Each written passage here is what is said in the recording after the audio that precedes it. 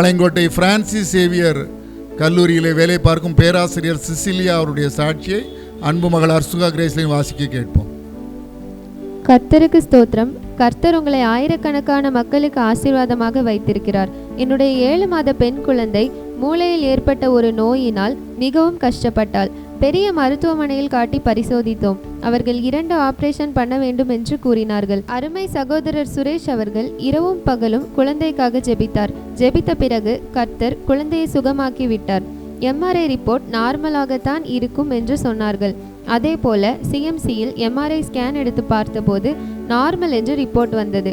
கர்த்தர் அவர்களுக்கு கொடுத்த தீர்க்க தரிசன வரத்திற்காகவும் சுகமளிக்கும் வல்லமைக்காகவும் தேவாதி தேவனை ஸ்தோத்திரிக்கிறேன். கர்த்தர் தாமே உங்கள் ஊழியத்தை ஆசீர்வதிப்பாராக. என் மகளையும் எங்கள் குடும்பத்தையும் உங்கள் ஜெபங்களில் நினைத்துக் கொள்ளுங்கள். திருமதி சிசிலியா ஜெபகுமார், திருநெல்வேலி. திருமதி சிசிலியா ஜெபகுமார் அவர்கள் பிரான்சிஸ் சேவியர் இன்ஜினியரிங் கல்லூரியிலே பேராசிரியர் பணியாற்றி வருகிறார்கள். இந்த சாட்சி நடக்கும் பொழுது, சம்பவம் நடக்கும் பொழுது அவர்கள் சாரட்டகர் கல்லூரியிலே கம்ப்யூட்டர் சயின்ஸ் பேராசிரியராக பணியாற்றி வந்தார்கள். அந்த சிறிய குழந்தைக்கு 2 ஆப்ரேஷன்கள் தலையிலே செய்ய வேண்டும் என்று டாக்டர்கள் சொல்லிவிட்டார்கள்.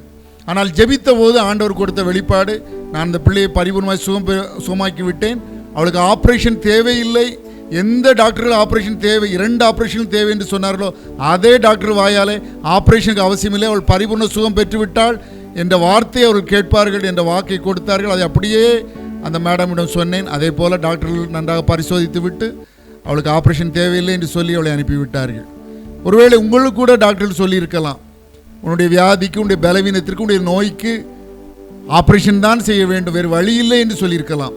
ஆனால் இயேசு கிறிஸ்து வல்லமையுள்ள ஆண்டவர், சர்வ வல்லமை உள்ளவர். அவரால் முடியாத காரியம் ஒன்றுமே இல்லை, தேவனால் கூடாத காரியம் ஒன்றுமே இல்லை. அவர் நினைத்தால் ஆப்ரேஷன் தான் வழி என்று சொல்லப்பட்ட உங்களுக்கு ஆப்ரேஷன் இல்லாமலே சுகம் கொடுக்க முடியும். நீங்கள் விசுவாசத்தால் தேவனுடைய மகிமை காண்பீர்கள். ஒருவேளை டாக்டர்கள் ஆப்ரேஷன் தான் வழி என்று சொல்லி ஆப்ரேஷன் செய்ய பயந்து கொண்டு இருக்கிற உங்களுக்காக நான் இப்பொழுது ஜெபிக்க இருக்கிறேன். தேவன் கட்டாயம் உங்கள் மீது மனம் இறங்குவார், தன்னுடைய காயப்பட்ட கரத்தில் உங்களை தொடுவார், ஆப்ரேஷனுக்கு அவசியம் இல்லாமலே உங்களுக்கு சுகத்தை கொடுப்பார். நாம் ஜெபிக்கலாம். அன்புள்ள பரம தகப்பனே, டாக்டர்கள் சொல்லி ஆப்ரேஷன் தான் உங்களுக்கு வழி, வேறு வழி இல்லை என்று சொல்லி வேதனையோடு, அதன் காரணமாக வேதனையோடு இந்த நிகழ்ச்சியை பார்த்து கொண்டிருக்கிறவர்களுக்காக நான் ஜெபிக்கிறேன். அப்பா, உம்முடைய காயப்பட்ட கரத்தை உம்முடைய பிள்ளைகள் மீது வைத்தருளும். 2000 ஆண்டுகளுக்கு முன்பதாக இந்த உலகத்திலே நீர் மனிதனாக நடமாடிய பொழுது இடத்தில் வந்த அத்தனை வியாதியஸ்தரையும் தொட்டு சுகமாக்கினீரே. ஆப்ரேஷன் இல்லாமலே உம்முடைய அருள் கரத்தால் இந்த பிள்ளைகளை தொட்டு சுகமாக்கும். உடைய வல்லமுள்ள கரத்தினால் எந்த டாக்டர்கள் ஆப்ரேஷன் தான் வழி என்று சொன்னார்களோ அவர்கள் வாயாலே நீ பூரண சுகம் பெற்று விட்டாய்.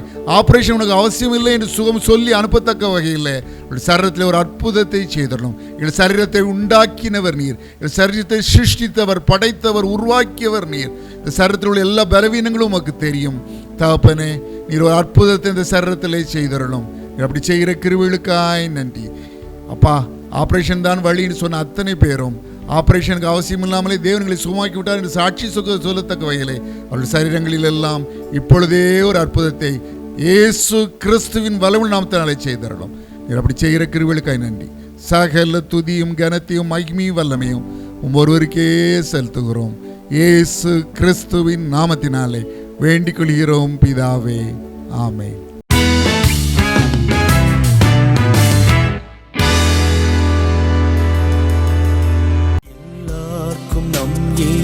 Single